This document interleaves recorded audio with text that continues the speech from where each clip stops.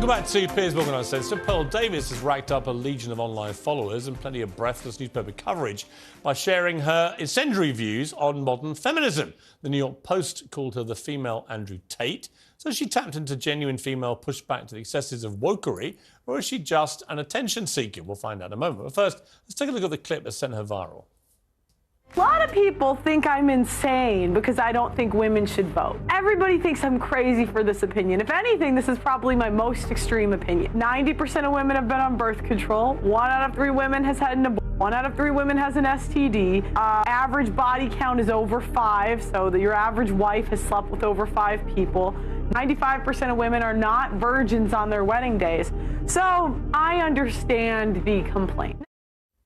OK, well, Pearl joins me now alongside political journalist Ava Santini, who was nodding furiously along there to everything she heard. Right, Pearl, you've be called the female Andrew Tate. How do you plead? Well, I take it as a compliment. You know, I'm a fan of Andrew Tate. Of everything he says? It depends what we're talking about. But overall, I think he's got a good message. I think he's good for young men. OK, look, you're talking about women predominantly, which is why you've got this big following. And your view is that modern feminism is deeply flawed. I would argue a lot of your proposals, like taking the vote away from women, are deeply regressive. Why would you want to remove, just from yourself, the right to vote? Well, what happened was I had the same view, right? Back when I started, I was like, why? I found out that only 5% of women wanted the right to vote.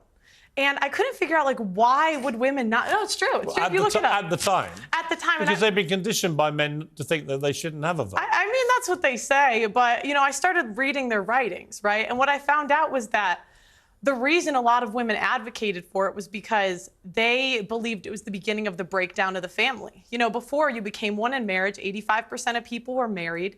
And, you know, I hate to say it, but they were right. What has happened 100 years later? But what's that got to do with them having the vote? Well, it also goes back to responsibility. Again, men are 80 to 90% of the military. They run all of the infrastructures that make society run. So I just think if we want an equal say in society, then be equal. Do 50% of the hard jobs. Be 50% of the military. In the U.S., they're fined $250,000 if they don't join selective service, which is essentially the draft. OK, but specifically on the vote, what would having the right to vote have to do with family cohesion, for example? Well, because, again, before you weren't trying to divide a family. It was one family unit. You had one vote for the family. I mean, I don't think it's good for a family to have 2 votes. Ava, your mouth seems to have dropped about 3 feet. I know. It's No, just sort of a bit galaxy brain. I feel like, you know, the stats that you're putting down are perhaps correct in some universe. Which stats? They just kind of don't really add up. I mean, just to take you back to the to the women's writings that you've allegedly read. I mean, at allegedly? The time, well, what do you mean allegedly? At the time that you're talking about, you know, women weren't really allowed to write. They weren't allowed to go to school. Yes, they were. Yes, they were. That's incorrect. The first female property owner was in the 1600s. The idea that women couldn't work and couldn't. I'm so sorry, but that would be inherited property. The first female millionaire was in the late 1800s. And was that inherited? No, it wasn't. It was self-made. Yes, it was. Self-made. Yes, it was. She never inherited land. Yes, she did not inherit it. What law permitted that? What? What law permitted that? Well, there was no law. I mean, there's always been women that were influential in history. Let's get on to the vote. So what I don't understand is, you know, a part of your message. I've researched you today, and hang on a minute. Okay. You know, your big push is that you care about men, and you don't think that men are getting enough of a say. But well, I care about hang women on, too. I haven't made the point yet. Okay. Because of feminism. Okay. What I wonder is when you start making calls out like repeal the 19th, women shouldn't be allowed to vote.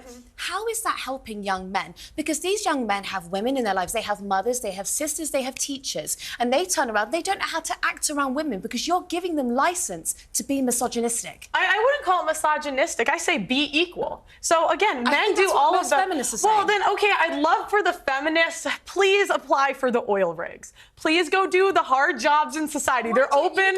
They're hiring because I don't equate for. I don't think men or women are equal until we do the equal work. So no, listen. Go apply to be on the oil rigs. Go be a plumber. Go be an electrician. Go be on the front lines of the military, and then we should have equal rights. But until feminists are willing to do that, I don't believe we should have the freedom without the responsibility. Okay, but I don't think that I'm physically built for that. You might be, but I'm absolutely not. No, but you said you were a volleyball. Wow. You said you were a volleyball player, and so you've got more strength than I do. I don't think but that I don't have more strength. I don't have more strength than the average man. I'm not going to take your right away to do it. I don't have more strength than the average man, but again, it goes back to go be a plumber. You want to be equal, go be equal. But you want divorce to be made illegal. Yes. Why? Yes, because I don't think what we have today is really marriage. What is marriage? It's for better or for worse, for richer or for poorer, in sickness and in health, till death do us part. That's what marriage is supposed to be. But feminists have ruined marriage for the people that actually believe in marriage. How? When there's a 50% divorce rate,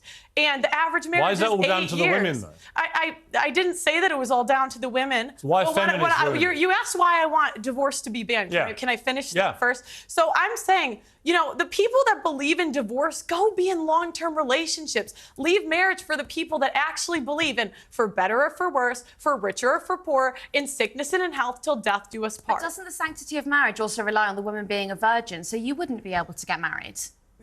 What do you mean? Well, you've spoken quite openly about how you're not a virgin, and so if you want to preserve that sanctity of marriage, then I just think that you're upholding standards that you don't actually live by. And that's a fair complaint. I wish I was.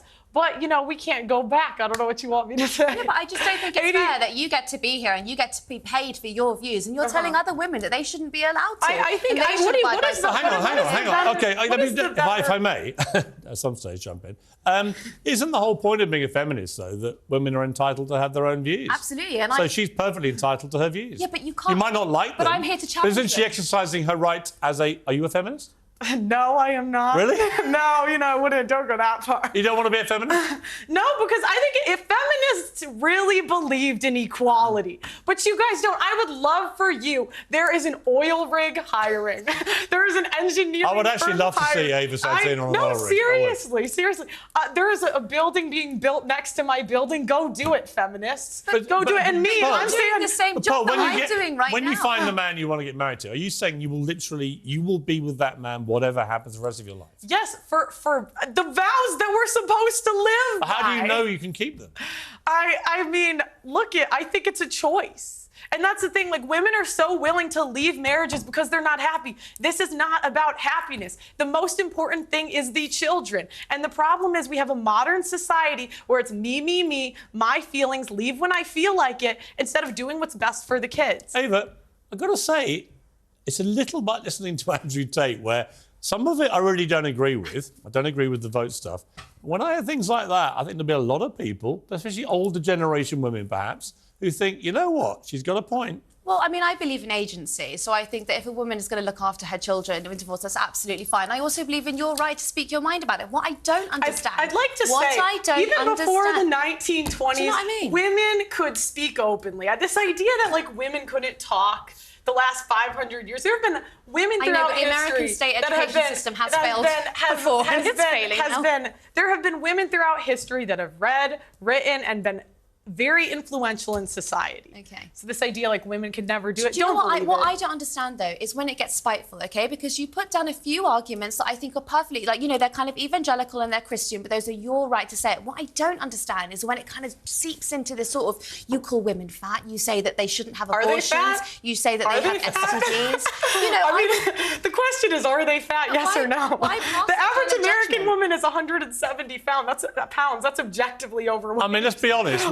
We now celebrate morbid obesity as some kind of body positive thing, and it is complete nonsense. So actually, on that point again, there's a bit of truth in that. And this is the problem. How have we come to celebrate morbid obesity as body positive? It's nonsense. We're not talking about morbid obesity. I was actually watching your podcast earlier, and you spoke to someone who was, I would say, probably a size 12, and you called her fat, obese, and a divorcee. She was fat, obese, and a divorcee. She wasn't. I mean, I don't know what to say. This is the thing, women, we don't want to live in reality. We don't want to say things that are true. Was she fat? Yes. Was she a divorcee? Yes. These things are just objective facts. Okay, I'm going to have to objectively... And she insulted me first. They always do. I'm going to have to objectively end the debate, but it was an interesting conversation. I think we should get you two back together as a matter of urgency. Thank you very much, Pearl. Thank you, Ava.